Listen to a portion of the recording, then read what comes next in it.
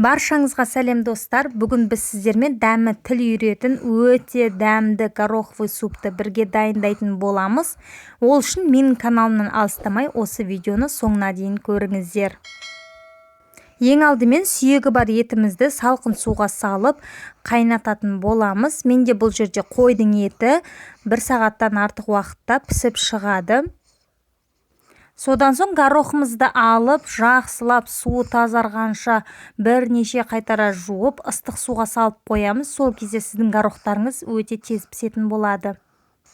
Содан кейін біздің етіміздің суы қайнаған соң бетіне осындай көбіктер шығатын болады. Көбігімізді ситаның көмегімен жинап алып, үстіне бірден горохымызды салатын боламыз.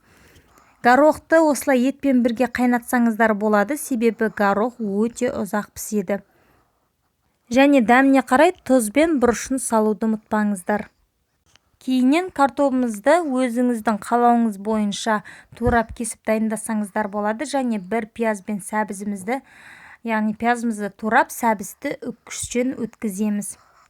Ендігі кезекте табаға аздаған май құйып, біздің жаңағы дайындап қойған пияз бен үккіштен өткізілген сәбізімізді жақсылап қуырамыз. Содан соң біздің қайнап жатқан жаңағы етіміздің үстіне қуырылған пияз бен сәбізді салып, жақсылап бір араластырамыз.